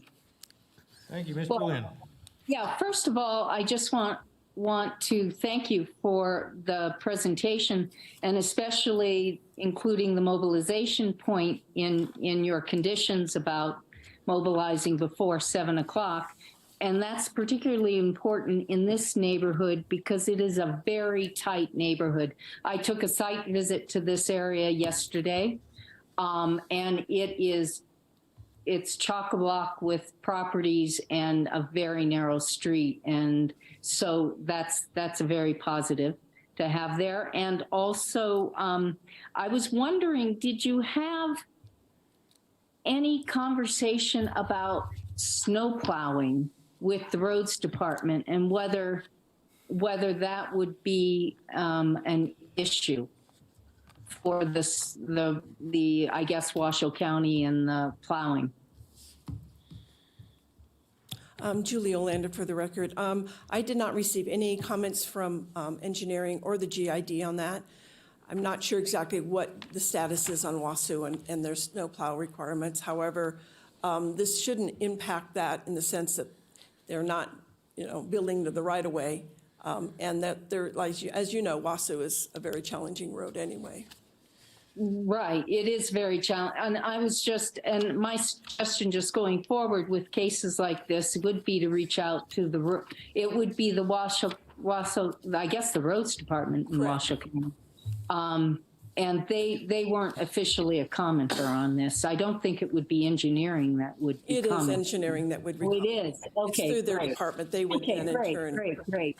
I did have an opportunity, and then my second question is, and I noticed this in the previous garage application as well, Washoe Story Conservation District was not consulted, it appears, from the table. Is there a reason for that?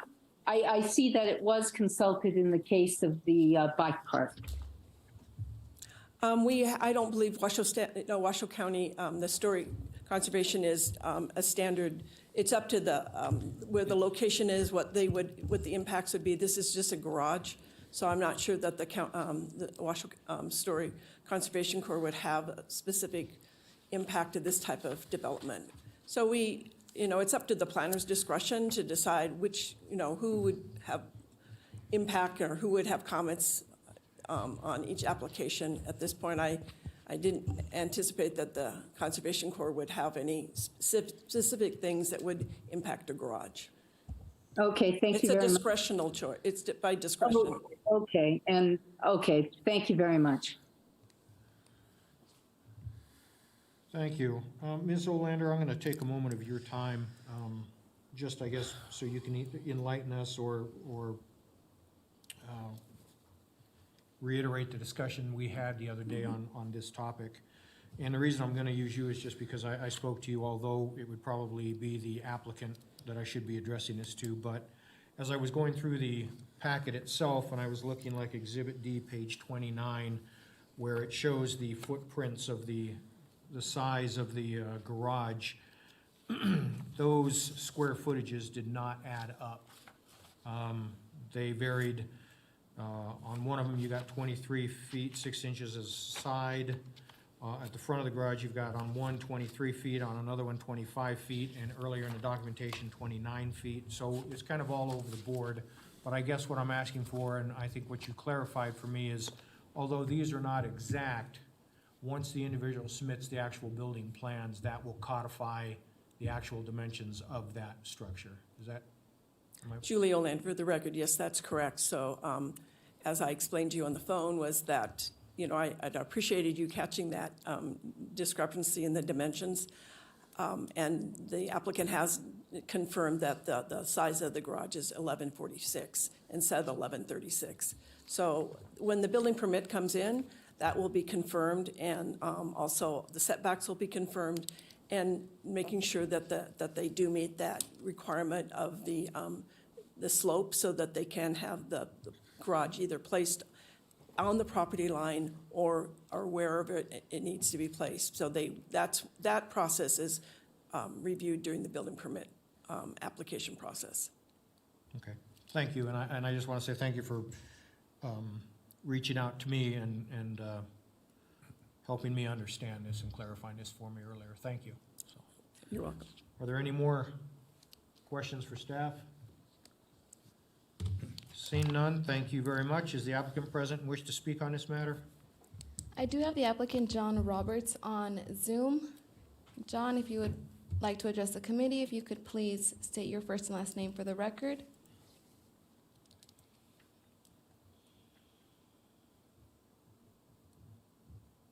We'll just give him a minute.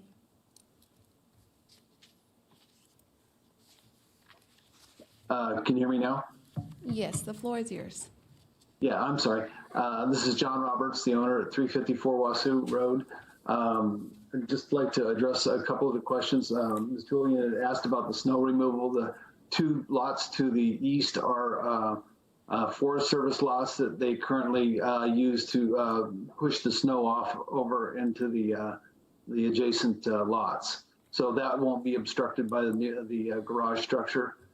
Also, you mentioned this project was registered, and we had an architectural historian address the historical concerns of the building, and it's had the approval of the State Historical Preservation Office.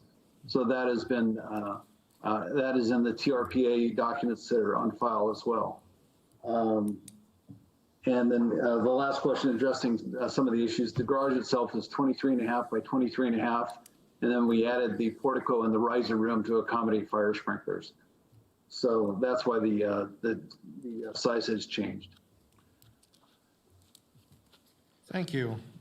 Is there any more questions for Mr. Roberts? Seeing none, thank you, sir. Appreciate that. Thank you. We'll return it to staff. Staff, is there any public wishing to speak on this matter? There's no public comment in chambers. I do have a hand raised on Zoom. Jeffrey Scott O'Brien, if you could please unmute and state your first and last name for the record. Can you hear me? Yes, the floor is yours. Oh, this is Jeffrey Scott O'Brien, and I just have 3 questions. One, what is the height of the garage at its peak? Sir, it's your opportunity to provide testimony at this time. It's not a time for question and answer. Oh, okay. Yeah, because I was trying to find out what's the maximum ADU for the area. And the proposed is larger than the existing. Is that an acceptable allowance?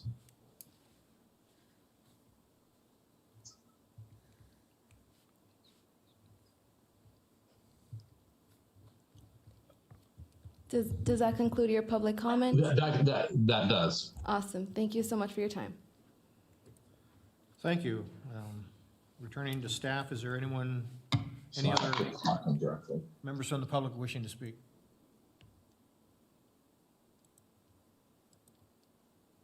No further hand raised via Zoom. Thank you. We'll go ahead and close public comment and bring it back to the board for discussion. May I ask staff to elaborate on how high the structure is? I could find it in my packet, but can you just save us the trouble and tell me? I guess either staff or even if Mr. Roberts is still available, if he might know the answer to that.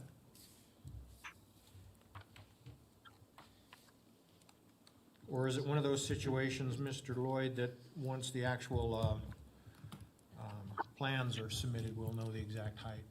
Or would this just be a recommendation or a suggestion at this point in time? Or a guesstimate even? Right. I would suggest asking that question of the applicant if he's still available, because it looks like this is built on a slope, and measuring height on a slope is a little more complex than yeah, and it's based on a measurement using a datum point and then measuring to the midpoint of the roof, not to the peak of the roof. So maybe the applicant has that answer available. Thank you. Staff, is the applicant still available? Is Mr. Roberts still available? Yes, Mr. Roberts, if you could please unmute and address the board. All right. Can you hear me now? Yes, go ahead. Okay. Sorry. The proposed height from the bottom of the elevation to the top of the roof was within the TRPA guidelines, and the proposed height is 31 feet 4 inches. Again, that is the lower portion. That is not from the street elevation. So that would be the maximum height as shown in the plans. May I ask, what is it from the street to the top? Yeah, let me look that up for you exactly. I'll give you. Thank you. It's a here, I'll give you the exact. Bear with me just a second. Let me pull up the plans.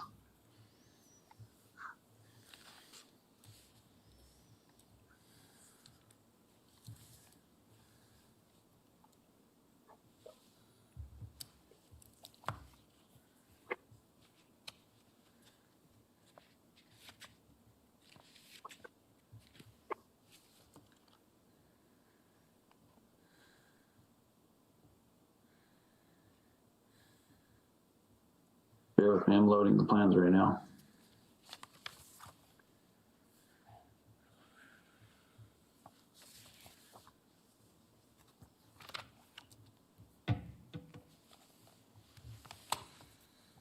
It's approximately 13 feet 6 inches. Thank you very much. I think the point of my query on that was just to satisfy what possibly is an Incline Village resident query, but also and this is part of the board discussion, I did go out and see the site. It is a terribly steep slope, and my judgment was that this garage, it did not appear to obscure anyone's view or anything like that. And so I was personally comfortable with it. When I was out at the site, I did have an opportunity to speak with a neighbor who spoke highly of Mr. Roberts and his family. And this particular neighbor who lived across the street didn't seem to have any problem with this project. It seems to me very useful to have indoor parking in that neighborhood to avoid having cars on that road. So I'm fully supportive of this proposal or this application. Thank you. Any further discussion amongst the board members? Thank you. Seeing none, I'll entertain a motion. This is Rob. I'll make a motion. I move that after giving reasonable consideration to the information contained in the staff report, information received during the public hearing, Board of Adjustments approve administrative permit case number WAD MIN 22-0027 for John Roberts with the conditions included as Exhibit A in this matter, having made all 5 findings in accordance with Washoe County Development Code Section 110.808.25, consistency, improvement, site suitability, issuance not detrimental and no effect on a military installation. Thank you. Is there a second? Mr. Stanley seconds that. All in favor? Aye. Aye. Motion passes unanimously. Next up, a little bit of deja vu. We've got special use permit case number WSUP 22-0029, the IVGID Bike Path Phase 2. And we have Planner Oakley, who will be presenting. Kat Oakley, Washoe County Planning. The case for you today is a special use permit request from the Incline Village General Improvement District for a expansion for Phase 2 of their bike park. The subject property is located at 964 Incline Way, as you can see pretty much in the heart of Incline Village. It falls within the Tahoe area plan and is zoned Incline Village Tourist, and it is surrounded by parcels that are either recreational or smaller parcels that are residential in use, condos, that sort of thing. A little specific parcel background, it does contain other recreational facilities, including tennis courts and some trails, and the associated infrastructure to support those. The adjacent lot also contains part of that park, so the recreation center and additional parking. Slopes in the project area specifically are generally under 15%. Oop. Okay. This request entails a few different elements. First is for the use type of participant sports facility, which does require an SUP in this district. Second is a major grading request to create an earthen structure over 6 feet tall. And this request includes approximately 25 cubic yards of cut, 1,000 cubic yards of fill, and 18,605 square feet of disturbed area. In this grading request is also a request to vary grading standard 110-438-45A to allow for 2-to-1 slopes. Here is a site map, so you can see there is the existing phase 1 of the bike park, which was approved in 2017, that is already constructed. And then within the red, the proposed phase 2, which includes an intermediate to advanced pump track. And then also as part of this use request is a proposed sign for the entrance to this portion of the park. Like I mentioned before, just to start with the grading, this is a little different from most of the requests that this board sees in that it's actually triggered for major grading by the creation of an earthen structure for earthen structures over 6 feet tall, so not by acres disturbed or volume of dirt moved. These are 2 cross sections that the applicant provided that just show the rolls, berms, those sorts of features that will be put in for this bike park that triggered this request. Here is a grading plan that shows the pump track without the features. There is a feature schedule in your packets. So you can see, and this is oriented with north to the right, I believe. So you can see there's the pump track and then 2 elevated start hills, one on either side, north and south. So the request to vary the grading standard to allow for 2-to-1 slopes is specifically on the back side of that larger start hill, which I believe is approximately 9 feet tall. And the applicant indicated that this is a relatively standard design for bike parks and that the intention of it is to create that elevation within a smaller area that allows the users of the bike park to develop momentum and have a better experience in the pump track. In terms of assessing this request against the special use permit findings, one thing that we look at is, will this deviation from our normal standards cause a detriment? This next plan shows some of the landscaping that they're proposing. As you can see, there's quite a bit of landscaping proposed between those 2-to-1 slopes and the road. That will provide pretty good visual mitigation of those 2-to-1 slopes. And so staff doesn't feel that this is going to cause a detriment and is supportive of this request to vary the standard for that area specifically. As you can see here, there's also some internal landscaping and drainage features proposed for the pump track. Another unusual element of this request in terms of grading we usually review is that, these disturbed areas aren't going to be revegetated. Part of their use is that they are exposed dirt, and so the applicant has indicated that they'll be applying or utilizing BMPs required by our engineering department, required by TRPA, and are proposing the drainage and landscaping that they've shown here to mitigate any erosion and drainage concerns. Of course, our engineering department reviewed this. They provided conditions but didn't indicate any concerns with it.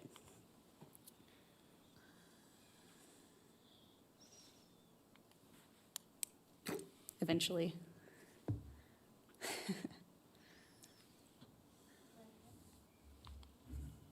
Great.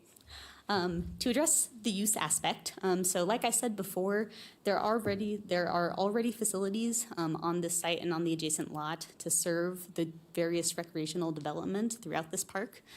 One of the big things we assess is parking, and so in terms of looking at whether or not what's there is sufficient to accommodate this expansion, there are 184 total spaces already provided, and 92 of those spaces are already utilized by the parking requirements for the other uses on site, and that analysis was provided by the applicant, I believe in Exhibit E. So that leaves 92 spaces available for the bike park. For participant sports facilities, in this case, assessment of parking requirements for the number of spaces is on a case-by-case basis. And staff does feel that 92 spaces would be sufficient to accommodate the expansion, especially given that, as the applicant has indicated, many of the users of Phase 1 will likely also be the users of Phase 2. To briefly address the sign, this is a mock-up that they provided us of what they are intending to put in. It's 8 feet tall, which is permissible in this district, provided that it's a sufficient distance from the road. And of course, we will assess this fully for compliance at the building permit stage. 23 agencies received this for review, and some provided comments and conditions. 122 unique property owners within 500 feet received notice. I believe there was one public comment that was sent to you all earlier this week.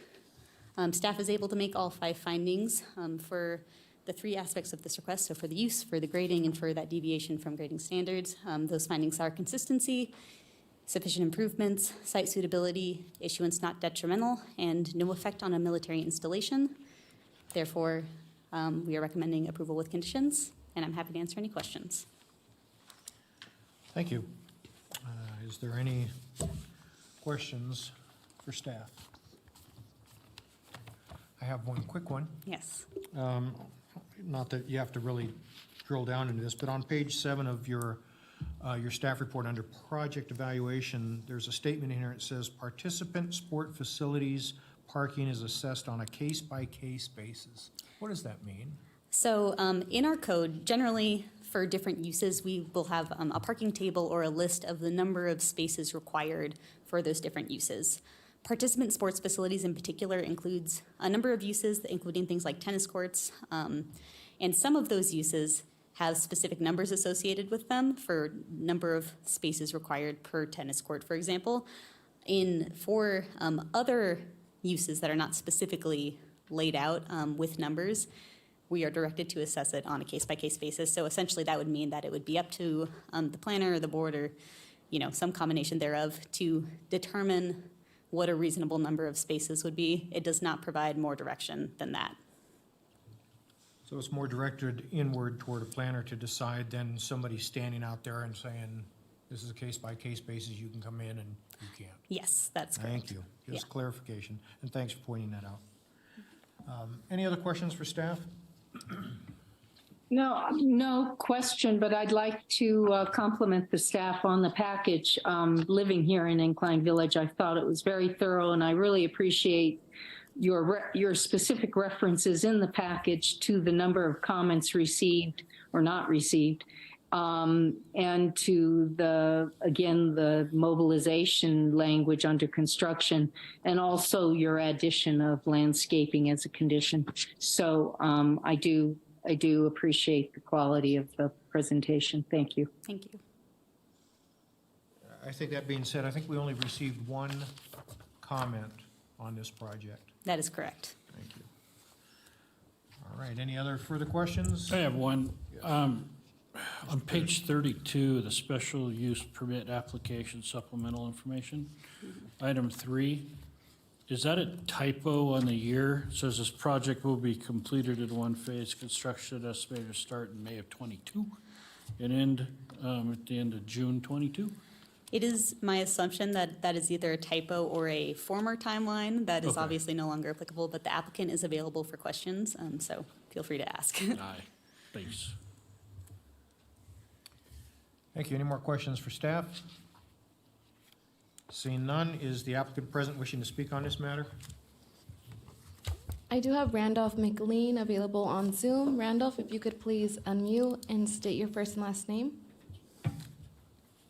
Yes, for the record, this is Randolph McLean with Incline Village. We have no further comment on this. I think Kat did a great job. Thank you very much. Are there any questions for this gentleman? Seeing none, thank you, sir. Appreciate that. We'll go back to staff. Staff, is there any public wishing to comment on this matter? I have no.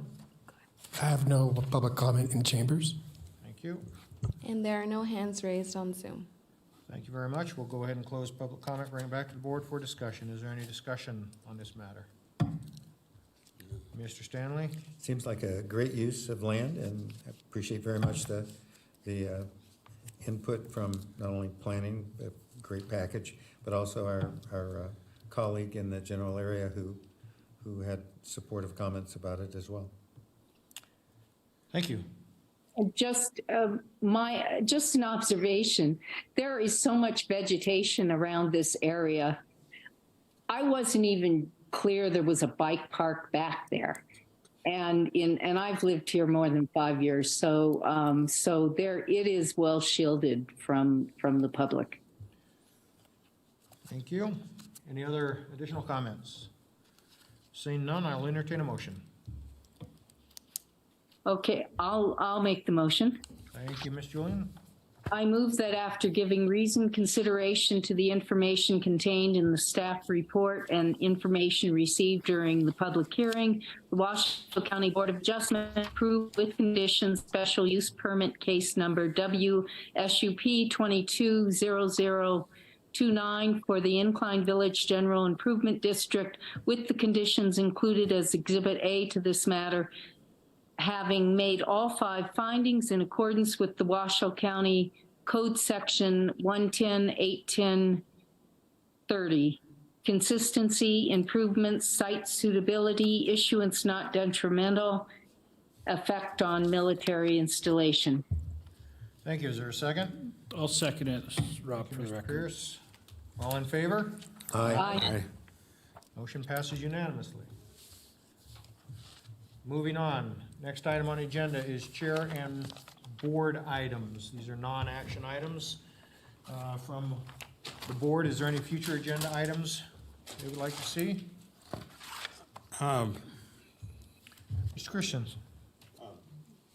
Not in the way of a board item, but I can't think of a better place to bring this up. I'm going to be out of the country on February 2nd, the next day of our next meeting. I'm under orders by Mrs. Christensen to go through the Panama Canal to Cartagena to get warm. I can't stop it. Yes. Well, Join the crowd. I guess if you got to be anywhere, that's not a bad spot to be, so. Well, thank you for that. We'll keep that in mind, and I believe hopefully we'll have a quorum even. I understand I have trouble making the Zoom even, so Yeah. I'll try. I believe that. Next item on the agenda is request for information from staff. I'd like to take a minute and address this issue, and this has to do with the boilerplate language that we've had or we've always had as to construction. And I know we have changed some of the conditions, and we've now using the term mobilization and things like that. And Mr. Large, you may help me out here, but the term mobilization, at least for me, is an extremely vague terminology. I mean, does mobilization mean that a worker cannot show up before 7 o'clock? If you get 2 workers to show up, have they mobilized? Are they on site? Mobilization is not defined in county code, so it's going to be used in the general use of that term on how we're going to define that. What I would recommend is that staff put together some boilerplate language that deals with mobilization that we're comfortable with, that staff is comfortable with, and brings it back to this board either as an independent item or you start seeing it in staff reports in this regard. Because I think mobilization is not a great term. Are they allowed to drive up because that's mobilization? Are they allowed to be on site? What is it? From my own perspective, I think people should get up earlier, and I'm a morning person, so I want construction to start at 6 o'clock. But this board doesn't like that. But what is mobilization? And so I think that's something that staff can work with, and I'm just committing Mr. Lloyd to more work. That's really what I do here. Well, thank you, and I concur with your assessment, and not only that, but even if we use terminology such as that, it ultimately then defaults back to enforcement, and then that is a vagary for enforcement. It is one of those situations where we have to work with the planners, work with code enforcement, and make sure that we are all comfortable with what is being said. So if we get complaints from the neighbors who are the most likely ones to be complaining, it works out. But I think it's staff can work on that. We can put some language together that would be appropriate. If I can weigh in also, and I Yes, agree with you please do, Mr. 100%. Clarity is essential, especially when enforcement is involved. I do like the language that was used in this with the last special use permit you just looked at. Hold on, I was just at it. It says construction activity shall be limited to the hours of 7 a.m. to 7 p.m. And then machinery shall not be started. That's very clear, right? Nor shall the machinery arrive on site prior to 7 a.m. We may want to give that some more consideration, but I agree with you. We will draft some language that is clear and unambiguous. Mr. Lloyd, I appreciate that, and to me, that is the rabbit hole that we go down when we attempt to try to close every loophole. You know, I agree. I liked what Ms. Planner Oakley put in here, but I also looked at it and said you can't start machinery. So what does that mean? I can't start an air compressor if I'm working on my house at 7, or I can't be on site. I can't walk out there with a cup of coffee because, you know, I'm just saying we have to be very careful, because when we try to close every loophole, we end up with a document that is, you know, 1,000 pages thick, where if we just say construction doesn't start until 7, you know, we can address that. We can send code enforcement out there and let them decide what, how they best would handle it, instead of us trying to address all the vagaries that could occur. But if you're willing to take that on, I would be more than happy to have you do that. But I just don't want to put you or staff in a bind also attempting to close all the loopholes. Thank you. May I clarify? May I? Yes, please. Yes, Kathy Julian for the record. If I can clarify my concern, this came out of some meetings where there was concern raised that workers would come early, they'd come at 6 or 6:30 because that was the easiest way to get there. They were sharing rides or whatever, and they would start up their equipment and there would be noise in neighborhoods. I'm not necessarily suggesting that there be boilerplate language in every application, but where the applications are in congested neighborhoods, that this would be helpful to have. And I agree with Mr. Lloyd, the language that Kat came up with: machinery shall not be started nor shall arrive on site prior to 7 a.m. I think that is perfectly acceptable language to have in congested neighborhoods. And of course, that is for the discretion of the planner. And it would be for our discretion if we assess this neighborhood is congested, why don't you add that language in? So that's where I would leave it. But I would just encourage staff to add that language where appropriate. Obviously, it's not appropriate out in the geothermal fields of Gerlach, but it is appropriate in Crystal Bay on Wassell Road. So that's where I was coming from. Thank you. Thank you. I think, Mr. Pierce? Yeah, I understand about the starting, but if you're going to go down that road, maybe we should look at the ending time too. I mean, in the summertime, it's beneficial to start early because it gets hot in the afternoon. But in the wintertime, it's beneficial to start a little bit later. But how late do you go? So what's the end time? I mean, they've got 8 o'clock. I mean, I think, I don't know, this is going to be difficult, very difficult to. Mr. Stanley. in defense of our earlier term, and vague though it is, of mobilization, Mr. Pierce, would you agree that that's a term? Okay, this is your open meeting law violation warning. Okay. We can't have this discussion when it's not agendized in regard to this. If we start agreeing, would you agree with this? Would you agree with that? That's where we start getting into tricks with the open meeting law. I would highly recommend that if you want to bring this back to a separate thing, we can agendize it and put it on there to discuss the language, or you can leave it to staff at a future meeting. Thank you, Mr. DeLarge. I agree. I think what we ought to do is let's see what staff could come up with. If we wish to tweak that after that, then what we can do is make that an agenda item, and we'll bring it back before the board and discuss it under the open meeting law. Okay. Moving on, directors and legal counsel items. A report on previous Board of Adjustment items. Mr. Lloyd? Nothing to report on at this time. Thank you very much. Legal information and updates. Mr. Large? You get nothing from me. Thank you very much. Staff will ask if there's any public comment at this time. There's no public comment in chambers. And there are no hands raised via Zoom.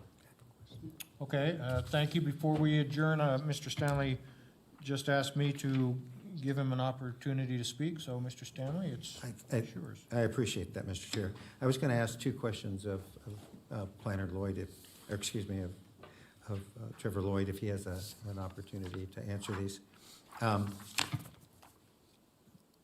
Do we know whether or not our planner was aware of the applicant's reticence to accept the condition in the application on ORMAT?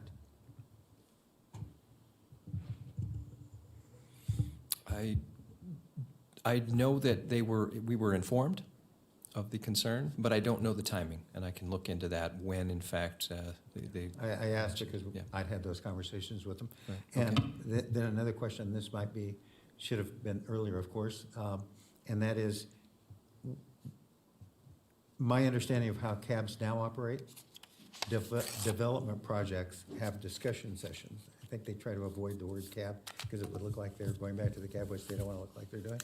But so was there such a meeting? Because I didn't see notification of it or any results from it. So I was just curious, just from a process standpoint. Specifically, which item? The ORMAT project. Oh, was there a cab? There was a neighborhood meeting. It was not a cab meeting. I thank you very much. Thank you. Okay. May I ask a question of Trevor Lloyd? It kind of touches on what was in the INFGID application too. There was reference to the neighborhood meeting in the IFGID application. I think it would be helpful where there are neighborhood meetings, if the findings of those neighborhood meetings could be included in our staff report. Having been on a cab, I understand that the cabs were taken out of the loop and it was replaced with the neighborhood meetings. But if we don't get input from the neighborhood meetings, then we lose that important source of public comment. And it may be that some people commented at the neighborhood meeting and felt they had already commented, and therefore it was not necessary to comment again. That is a good point, and I will stress that with all of our staff reports, that we include a discussion on the neighborhood meeting and the issues that came up and how they're addressed. Thank you. Thank you. With that, we are adjourned.